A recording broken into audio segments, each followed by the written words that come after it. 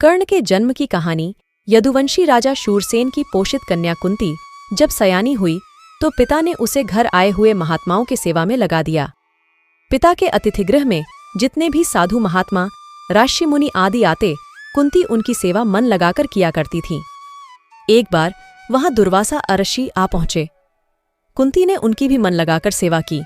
कुंती की सेवा से प्रसन्न होकर दुर्वासा ऋषि ने कहा, पुत्री, मैं तुम्हारी सेवा से अत्यंत प्रसन्न हुआ हूं।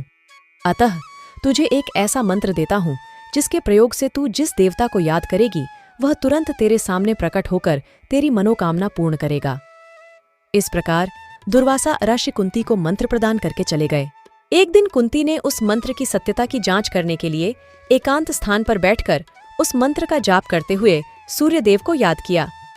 उसी क्षण सूर्यदेव वहां प्रकट होकर बोले, देवी, बताओ कि तुम मुझसे किस वस्तु की अभिलाषा करती हो।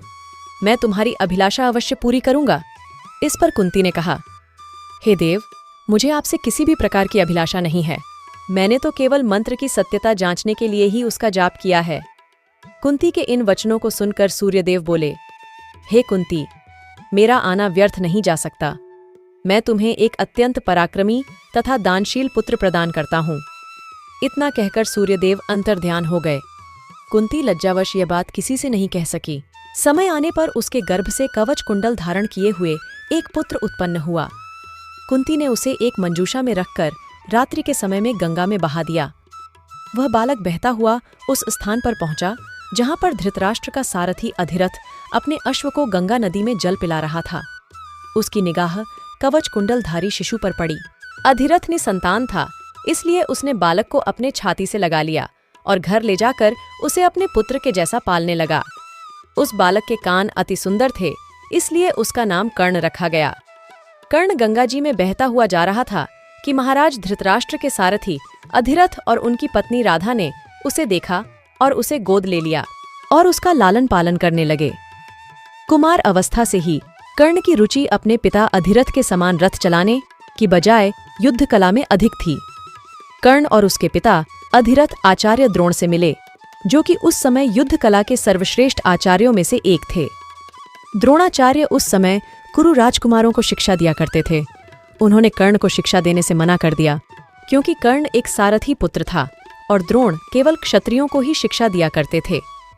द्रोणाचार्य की असहमति के बाद कर्ण ने परशुराम से संपर्क किया, जो कि केवल ब्राह्मणों को ही शिक्षा दिया करते थे। कर्ण ने स्वयं को ब्राह्मण बताकर परशुराम से शिक्षा का आग्रह किया। परशुराम ने कर्ण का आग्रह स्वीकार कर लिया और कर्ण को अपने समान ही युद्ध कला और धनुर्विद्या में निपुण किया। कर्ण को उसके गुरु परशुराम और पृथ्वी माता से श्राप मिला था। कर्ण की शिक्षा अपने अंतिम चरण पर थी। एक दोपहर की बात है, गुरु परशुराम कर्ण की जंघा पर सिर रखकर विश्राम कर रहे थे। कुछ देर बाद कहीं से एक बिच्छू आया और उसकी दूसरी जंघा पर काट कर घाव बनाने लगा। गुरु का विश्राम भंग न हो, इसलिए कर्ण बिच्छू को दूर न हटाकर उसके डंक को सहता रहा। कुछ देर में गुरुजी की निद्रा टूटी और उन्होंने देखा कि कर्ण की जांघ से बहुत रक्त बह रहा है। उन्होंने कहा कि केवल किसी क्षत्रिय में ही इतनी सहनशीलता हो सकती है कि वह बिच्छू के डंक को सह ले, न कि किसी ब्राह्मण में। और परशुराम जी ने उसे झूठ बोलने के कारण श्राप दिया कि जब भी कर्ण को उनकी दी हुई शिक्षा की सर्वाधिक आवश्यकता होगी, उस दिन वह उसके काम नहीं आएगी। कर्ण, जो कि स्वयं ये नहीं जानता था कि वह किस वंश से है, उसने अपने गुरु से क्षमा मांगी और कहा कि उसके स्थान पर यदि कोई और शिष्य भी होता तो वो भी यही करता। यद्यपि कर्ण को क्रोधवश श्राप देने पर उन्हें ग्लानि हुई, पर वे अपना श्राप वापस नहीं ले सकते थे। तब उन्होंने कर्ण को अपना विजय नामक धनुष प्रदान किया और उसे ये आशीर्वाद दिया कि उसे वह वस्तु मिलेगी जिसे वह सर्वाधिक चाहता है। अमिट प्रसिद्ध। कुछ लोक कथाओं में माना जाता है कि बिच्छू के रूप में स्वयं इंद्र थे, जो उसकी वास्तविक क्षत्रिय पहचान को उजागर करना चाहते थे। परशुराम जी के आश्रम से जाने के बाद कर्ण कुछ समय तक भटकता रहा। इसी दौरान वह शब्दभेदी विद्या सीख रहा था। अभ्यास के दौरान उसने एक गाय के बछड़े को कोई वनीय पशु समझ लिया और उस पर शब्दभेदी बाण चला दिया और बछड़ाड़ मारा गया। तब उस गाय के स्वामी ब्राह्मण ने कर्ण को श्राप दिया कि जिस प्रकार उसने एक असहाय पशु को मारा है, वैसे ही एक दिन वह भी मारा जाएगा जब वह सबसे अधिक असहाय होगा और जब उसका सारा ध्यान अपने शत्रु से कहीं अलग किसी और काम पर होगा। इस प्रकार कर्ण परशुराम का एक अत्यंत परिश्रमी और निपुण शिष्य बना। कर्ण दुर्योधन के आश्रय में रहता था। गुरु द्रोणाचार्य ने अपने शिष्यों की शिक्षा पूरी होने पर हस्तिनापुर में एक रंगभूमि का आयोजन करवाया। रंगभूमि में अर्जुन विशेष धनुर्विद्या युक्त शिष्य प्रमाणित हुआ। तभी कर्ण रंगभूमि में आया और अर्जुन द्वारा किए गए कर्तव्यों को पार करके उसे द्वंद्व युद्ध के लिए ललकारा। तब द्रोणाचार्य ने कर्ण के द्वंद्व युद्ध को अस्वीकृत कर दिया और उससे उसके वंश और साम्राज्य के विषय में पूछा, क्योंकि द्वंद्व युद्ध के नियमों के अनुसार एक राजकुमार ही अर्जुन को, जो हस्तिनापुर का राजकुमार था, द्वंद्व युद्ध के लिए ललकार सकता था। तब कौरवों में सबसे ज्येष्ठ दुर्योधन ने कर्ण को अंगराज घोषित किया, जिससे वह अर्जुन से द्वंद्व युद्ध के योग्य हो जाए।